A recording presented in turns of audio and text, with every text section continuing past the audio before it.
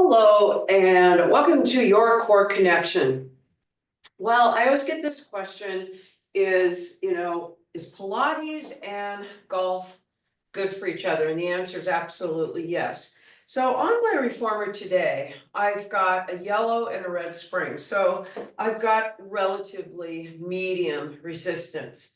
So the thing about when we look at the stance of a golfer is the hips actually need to be part of the party. So a lot of times I see, lying down and rotating for golf, that doesn't translate to function. We have to look at, the golf swing itself takes a lot of momentum, not necessarily mass, but it takes elasticity, similar to that of this TheraBand. So again, if I hold the tautness in this TheraBand the whole entire time, I really don't have this thing called resilience, right? So when we look at, if we're training golfers or you're a golfer and you do Pilates, you want to have elasticity in your tissue. In other words, your fascia. So where we want to begin is, again, a light spring, a medium spring, depending on your manufacturer, who you use for reformer. This is balanced body, is now having a really nice light tubing is to start to push out. Resist as much going out as you are coming in, and you will feel, the connection, obviously, of the outer thigh doing some work here.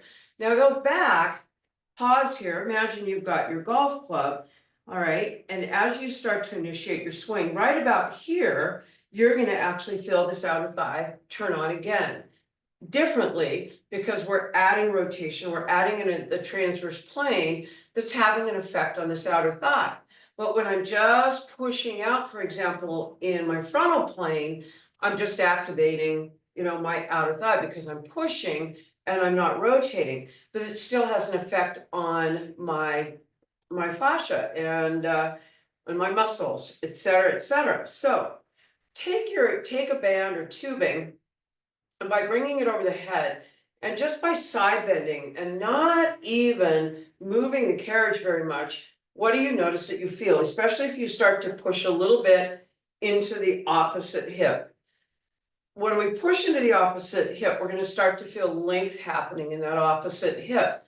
So when we start to add a little bit of movement to this kind of movement, we're really starting to switch on that lateral hip. Not to mention you're going to feel your obliques, et cetera, et cetera.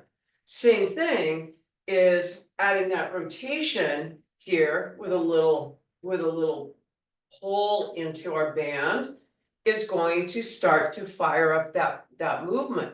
But at the end of the day, the golf swing is requiring not only really good functional feet, but also a functional back. And one of the most, common injuries, obviously, in golfers is low back. So this is why I'm not a fan of laying on your back, overusing your hip flexors. So changing the position a little bit is to just take the right foot slightly behind the left. Now I've pre-positioned this hip to be extended, all right, as I start to move into abduction. So now again, I've got a whole different feeling because I pre-positioned my hip in an extended position. So once I start adding in my lateral flexion and I start adding in my rotation, I've got some really good movement for the hips. Simultaneously, as I press out, is to start moving in the opposite direction. So as we start to move in the opposite direction, my hips are going, wow, I'm getting really moved here in different planes of motion, and it feels good.